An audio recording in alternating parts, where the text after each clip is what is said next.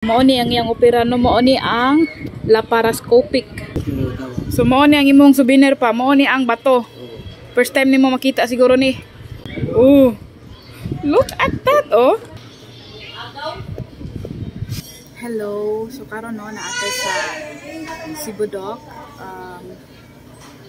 Ang akong lolo ni undergo og laparoscopic cholecystectomy. Ang sabi pangan oy basta lap chole ang iyahang abbreviation or yung shortcut, lap chole. So mo ni ang yang gallstone nga nakuha no. Tantaranan. Tingala ko ba kay 1 hour after operation iinan ko sa nurse nga ma paatuon ko ni doc, paatuon ka ni doc. So ako nakuyawan ko kay nganong gipaato man ko nga kanang ay ako hunahuna ba, I think it's in the middle of the operation ya pag adto na ko manaday ko opera. So 1 hour ang operation then gihatag ni doc sa kuha. So mo ni ang souvenir, mo ni ang gallstone.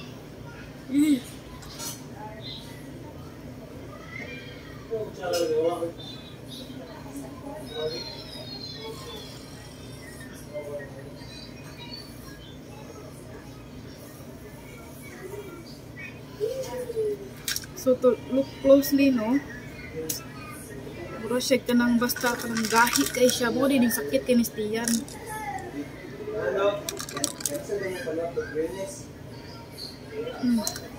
So muna siyang nakuha no, gisudan eh. Gahi kay siya. Wait lang. Gahi kay siya no niya. Mao din ang sakit kaayo. Then ang mo sakit sa iyang tiyan, ipakita na ko ninyo sa inyo later no. Ang mo sakit sa iyang tiyan kay kuan kanang magtuyok ang kasakit then dito pa lang midaan sa AR. Niingon ang doktor unsa man ang iyang tae murag kanang color sa semento. Oh so duda na jud ko amo jud na kay akong last nga naabtan sa akong lolo kay kuan man mura man jud color sa semento tinuod ginida dayon nanay gipang kuan si doc kanang gipangutana siya nga diri ba daw dapita ang sakit na ana ba pero pag ultrasound nakita na jud dito nga naay gallstone na mga kuan 2 unsa ti unit ato 2 cm ba to or 2 mm basta naa na then lain man ni siya syempre og kanang measurements kay daghan man ni day no ang stone. So ang gibuhat no is unsa man gitawag ang gi-remove oy. Murag ang kuan lagi ang abdo gi-remove na ang abdo. So wala na siya abdo. So mao to no. Then ang giingon ni doc bawal na siya mukhaon og pinirito. And then bawal siya og fats. So bawal na tambok. So meron jud ako no di po ko hinga og tambok no. So mo na no maghinay lang kita ani, hinay lang tagkuan ani. Pwede man ta mukaon pero panagsaan na lang jud kaayo. Ako jud hilig jud ko og pinirito pod kay syempre lahi ra man jung lasa pinirito pero kung gusto mo og pinirito as much as possible pangitaa jud dong coconut oil. Kay kung maningil ang lawas perting mahala. Perting jung mahala mo nang bisag sahay bisag wala tay kwarta no kay gusto ta nga madali no duol na lang tag private nyag human kapulikit na ta pangita sa tambayad ani oh duol sa tanang maduulan para makalinggawas ta sa problema sa bill di ba. So ang akong lolo no kay kuan jud ni siya kanang dili ni siya hilig og pinirito ha, take note dili ni siya hilig og pinirito. How much more sa mga hilig pa. So 86 siya, 86 years old. And then mao na no kanang siguro po because of old age. And then mo to siya. So, di po ko makaingon nga dili healthy ang lifestyle sa akong lolo kay kung dili pa ni siya healthy, dili na siya maabot og 86 di ba. So for me healthy ang lifestyle, naigo lang gid siya aning gallstones. Then how much more sa mga tao nga wala nag-amping. O di ba? Too much talking na no, ipakita na ko ninyo later ang iyang opera. So, tara. Okay, si Papa game kaayo. Hinay lang. Ato ra ipakita ka jud. So mao ni ang iyang opera no, mao ni ang laparoscopic. So tulo ka points, 1, 2, 3. Okay. Wala sakit? Wala? Wala ra? Wala yun. Okay. Ansa?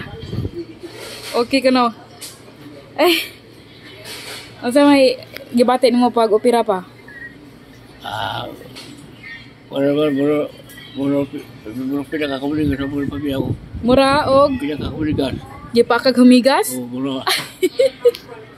Wala lagi sakit, wala na kay sakit. Wala. So under siya no sa general anesthesia the moment nga gioperahan siya. Then mao ni karon no, sa iya na ni siyang IV drops nga gi-monitor. And then kuan siya pirmi naka-monitor ang iyang mga vital signs. And then mao ni siya ang after nimo sa operation is tagaan ka og paracetamol. So now paracetamol na siya, then kani siya mao ni ang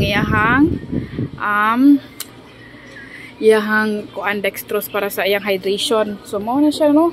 Then unsa may gibati ni mga sakit pa katong wala pa ka operahe? Magtuyok. Ang sa padong dira. Oh so mao ni no. Ang permiro niya no is sakit niya diri dapita. Asa man ni dapita ha tuo. So right ubos sa iyahang right chest. Namam ni ang tutoy no. So ubos iyang right chest dayon diri magsugod mudagan diri pa. Mudagan diri. So permiro nimo sige ra kag haplas og omega di na gyud madag haplas. Mao lagi to. So pag abot na mo diri pag ultrasound is nihubag na ang iyahang katong sagti pangan ay basta ka na iyang abdo nihubag na siya din mo to. After 2 days scheduled din siya for laparoscopic. So karon pa wala sakit. So ang sakit dito nimo no nga nagdagandagan mao dito ang bato. Kay daghan man di ay sakit ka ng bato kay perti man gagahi ang bato. Karon wala na sakit no. So mo to siya no again ang katong naapang iyang mga gallstones no is diri ang sakit mo dagan diri dapita. Okay, so kani siya no is that time no nakabalo mi nga naa siya gallbladder was 2 naa mo siya gallbladder tanan no. Akong gipasabot kay ang gallstone. Sorry, nakabalo mi nga na siya gallstone 2 years ago. Dayon alikay lang gid siya sa oily foods. Pero naman dyan na usahay no nga makakaon tag oily pero gilikay gina mo siya as much as possible niya kung magamit ni coconut oil. So na times no nga basta present na ang gallstone na to is musakit na dyan na siya and then mo decide yun ang doctor nga i-remove na lang yun. So mo to siya pa. Ikaw pa nag-ala ba kasi mo mga pagkaon? Nag-ala? Pero nasakit gyapon? Pero katong lagi pagpadung to diri sakit gyapon no. Karon wala na. So mao na ni siya. Hinaot no katong mga naay mga gallstone is madala pa og flushing no before mo kuan. So ana talk to your doctors lang jud. And then sa wala pa yung mga gallstones mag-google na ta ani unsay maayo na tong buhaton para makalikay ta ani o di ba? So mao ni ang imong souvenir pa, mao ni ang bato. First time nimo makita siguro ni. Ayog bangon diha ra ka. So mao ni ha. Oh mao ni. Okay. Oh. Look at that oh. Oh mura gid siya bato gyud. Bato gid siya. Bato nga itom. Oh. Ona pa. Ha? Mo nang bato ni mo daghan kaayo, sak mo ni gasakit sa imong tiyan. Okay. Okay, so mora to no. Di na ko madagag istorya kay dili mo bugo doktor, di ba? Nag-istorya ra man may base na experience akong lolo. So kamo na bahala ato. Mao na to. Hello mga viewers. Hello. Hello. Okay, mao na to. And before I end this video and above anything else, thank you kayo Lord sa success sa operation ni Papa. Thank you kayo Lord. O thank you kayo Lord sa mga tao nga gihimo ni mga instruments na nagpaluyo ani nagpaluyo sa success sa operation sa akong lolo. Thank you kayo sa the entire Gomez family nga nagkahiusa supporting us emotionally and financially. Thank you kaayo. Bahala ginagmay nagkahiusa gyud and then thank you po kaayo ma'am. Di lang ako i-mention ang pangalan ni ma'am. Thank you kayo ma'am sa pag-refer na mo diri ni Dr. Manuel Villamor diri sa Sibudog. Thank you for referring as one of the best lap-collie surgeon here in Cebu.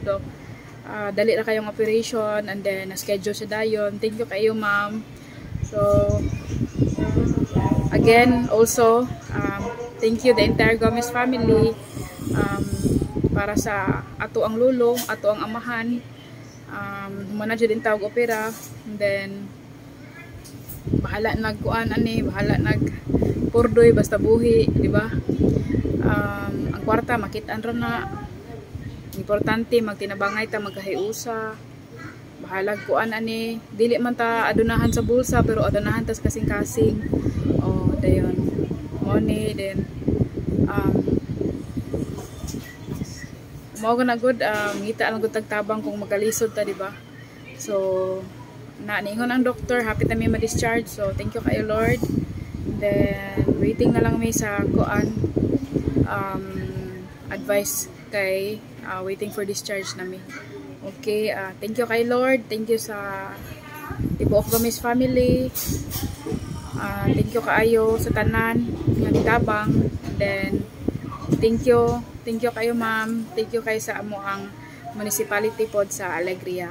Thank you kaayo. Thank you kayo sa tanan.